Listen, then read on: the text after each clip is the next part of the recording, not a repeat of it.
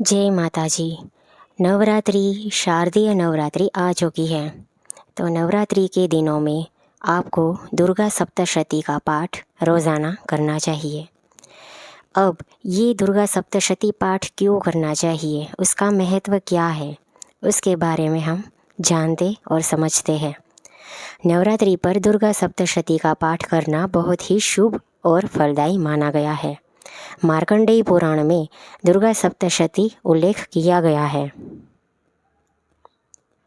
माँ शक्ति की उपासना के लिए दुर्गा सप्तशती श्रेष्ठ ग्रंथ माना है।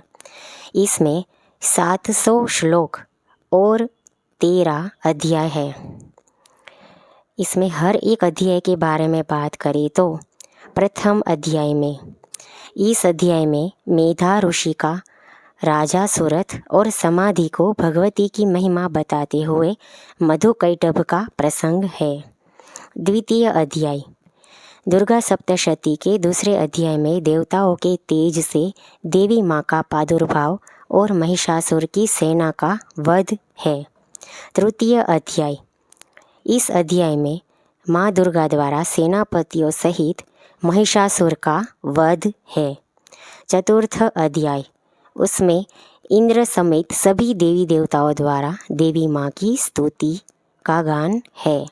पंचम अध्याय में देवी की स्तुति और चंडमुंड के मुख से अंबिका के रूप की प्रशंसा सुनकर शुंभ का उनके पास दूत भेजना और फिर दूत का निराश लौटना है। षष्ठम अध्याय में ध्रुमलोचन वध का प्रसंग है। सप्तम अध्याय में चंडमुंड का वध का प्रसंग है। अष्टम अध्याय रक्त बीज का वध का वर्णन। नवम अध्याय विशुंभ का वध। दशम अध्याय शुंभ का वध।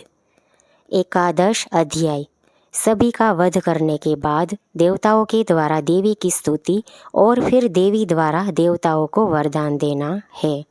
द्वादश अध्याय में देवी चरित्रों के पाठ का महात्म्य है। त्रयोदश अध्याय में सूरत और वैश्य को देवी का वरदान की बात है।